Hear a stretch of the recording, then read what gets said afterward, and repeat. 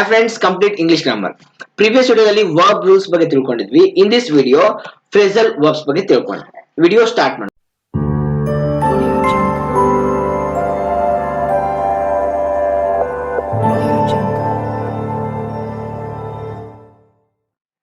What is phrasal verb? A phrasal verb is a verb that is made up of main verb together with an adverb or a preposition or both.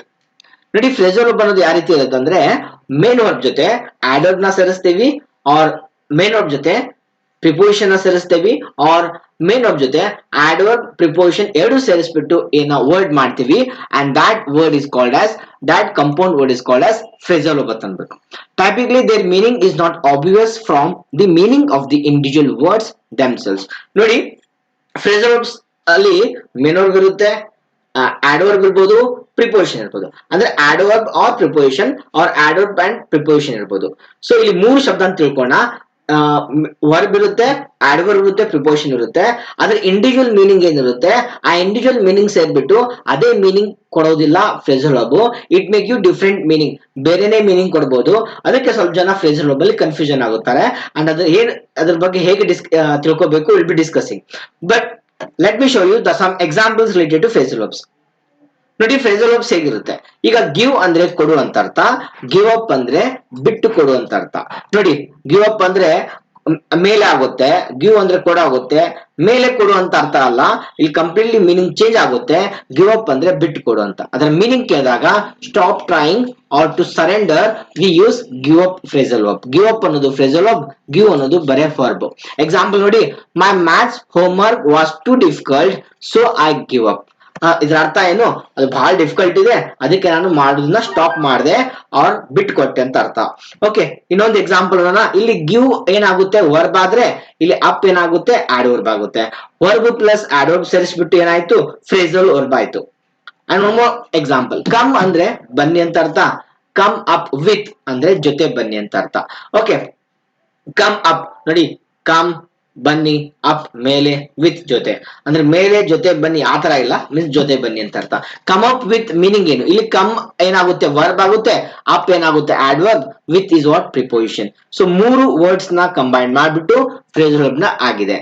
Example ಅದ್ರ meaning ಏನು, come up with ಅಂದ್ರೆ create or invent something. ಏನೋ create ಮಾಡೋದಾಗ್ಲಿ, ಒಂದಿನ invent something ಮಾಡಿದಾಗ come up with ಅಂತ ಹೇಳ್ತೀವಿ.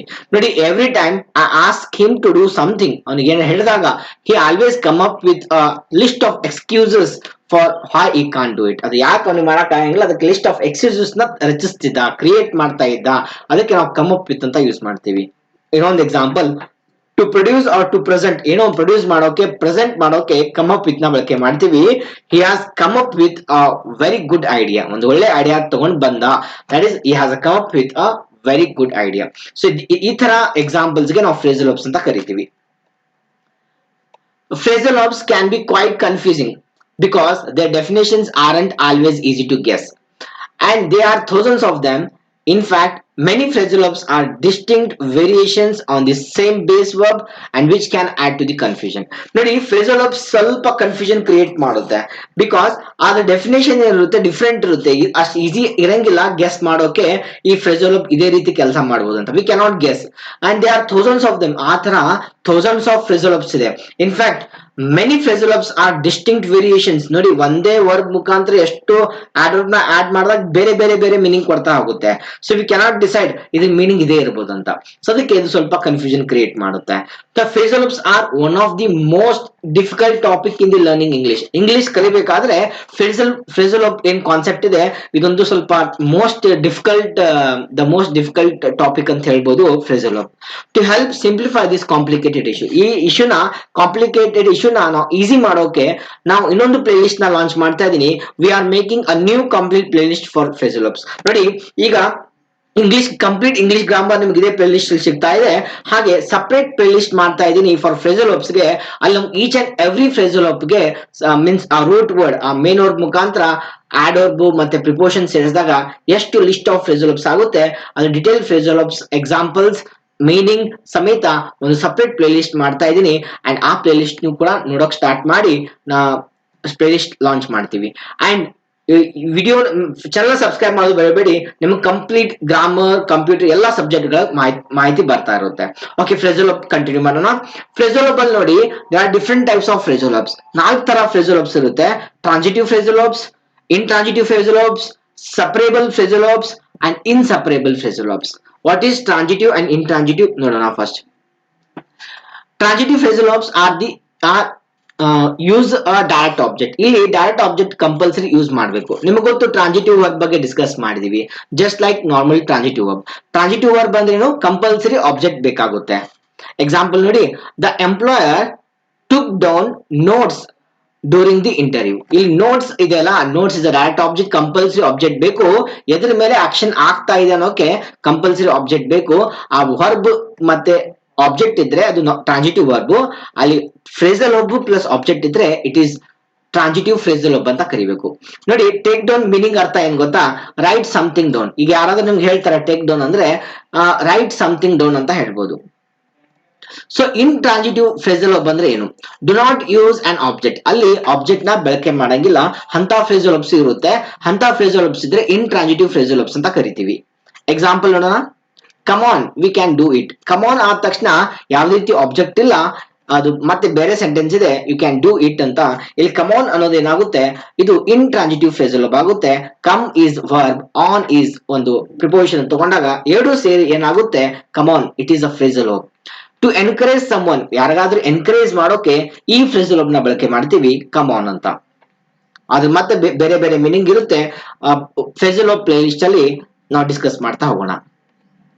ಸಪರೇಬಲ್ ಮತ್ತೆ ಇನ್ಸಪರೇಬಲ್ ಫ್ರೇಸಲ್ ವರ್ಬ್ಸ್ ಅಂದ್ರೆ ಏನು. With transitive phrasal verbs you can something put the direct object in between the words.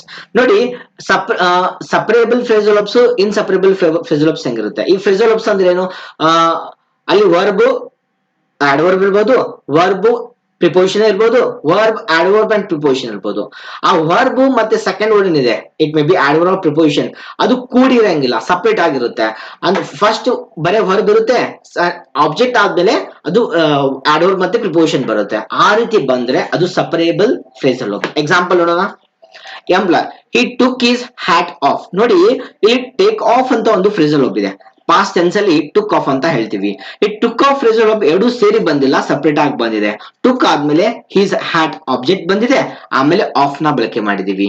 And took off ಎರಡೂ ಸೇರ್ಬಿಟ್ಟು ಒಂದು ಫ್ರೇಸಲ್ ವರ್ಬ್. ಇದು ಎರಡು ಸಪರೇಟ್ ಆಗಿ ಯೂಸ್ ಮಾಡಿದೆಯಲ್ಲ, ಅದಕ್ಕೆ ನಾವು ಏನಂತ ಕರಿಬೇಕು, ಇದಕ್ಕೆ ಸಪರೇಬಲ್ ಫ್ರೇಸಲ್ ವರ್ಬ್ ಅಂತ ಕರಿಬೇಕು.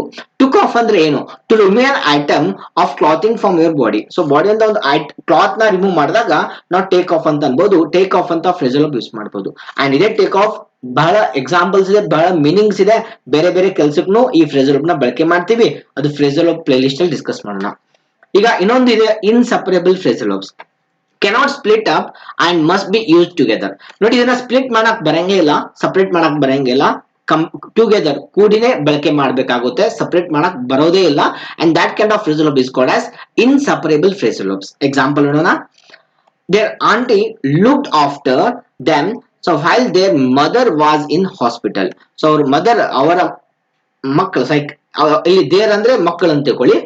ಅವರ ತಾಯಿ ಹಾಸ್ಪಿಟಲ್ ಇದ್ದಾಗ ಅವರ ಅಂಟಿ ಅವ್ರನ್ನ ಕೇರ್ ಮಾಡಿದ್ದಾರೆ. ಲುಕ್ ಆಫ್ಟರ್ ಅಂದ್ರೆ ಅದೊಂದು ಫ್ರೇಸಲ್ ವರ್ಬ್. ಇಲ್ಲಿ ಎರಡು ಕೂಡಿ ಯೂಸ್ ಮಾಡಿದ್ದಾರೆ, ಸಪರೇಟ್ ಯೂಸ್ ಮಾಡಿಲ್ಲ. ಲುಕ್ ದೆಮ್ ಆಫ್ಟರ್ ಅಂದಿಲ್ಲ, ಅಲ್ಲಿ ಲುಕ್ಡ್ ಆಫ್ಟರ್ ದೆಮ್ ಅಂದಿದ್ದಾರೆ. ಅಂಡ್ ಲುಕ್ ಆಫ್ಟರ್ ಮೀನಿಂಗ್ ಅರ್ಥ ಇಷ್ಟೇ, take care, watch or protect, to keep safe ಆಗಿಡೋಕೆ we use this phrasal verb look after ಅಂತ ಹೇಳ್ತೀವಿ. ಅಂದ್ರೆ ಕೇರ್ ಮಾಡೋಕೆ ಈ ಫ್ರೇಸಲ್ ವರ್ಬ್ ನ ಯೂಸ್ ಮಾಡ್ತೀವಿ, ಲುಕ್ ಆಫ್ಟರ್ ಅಂತ. ಸೊ ಲುಕ್ ಆಫ್ಟರ್ ಎರಡು ಕೂಡ ಯೂಸ್ ಮಾಡಿದ್ದಾರೆ, hence it is called as inseparable phrasal verbs. Okay, so ಇದಕ್ಕೆ ಸಂಬಂಧಪಟ್ಟಂತ ಎಲ್ಲ ಇನ್ಫಾರ್ಮೇಶನ್ ಸಪರೇಟ್ ಪ್ಲೇ ಲಿಸ್ಟ್ ಇರುತ್ತೆ, ಮಿಸ್ ಮಾಡಬೇಡಿ. ಆ ಪ್ಲೇ ಲಿಸ್ಟ್ ನು ವಾಚ್ ಮಾಡ್ತಾ ಇರಿ. ಸೊ ಇಲ್ಲಿಗೆ ವಿಡಿಯೋ ಕ್ಲೋಸ್ ಮಾಡ್ತಾ ಇದ್ದೀನಿ. Thank you for watching this video. Don't miss, ಯಾರೆಲ್ಲ ವಿಡಿಯೋ ನೋಡಿದೀರಾ ಈ ವಿಡಿಯೋನ ಲೈಕ್ ಮಾಡಿ, ಹಾಗೆ ಫ್ರೆಂಡ್ಸ್ ಜೊತೆ ವಿಡಿಯೋನ ಶೇರ್ ಮಾಡಿ. ಯಾರು ಫಸ್ಟ್ ಟೈಮ್ ನೋಡ್ತಾ ಇರ್ತೀರಾ ಚಾನಲ್ ನ ಸಬ್ಸ್ಕ್ರೈಬ್ ಮಾಡಿ. Thank you.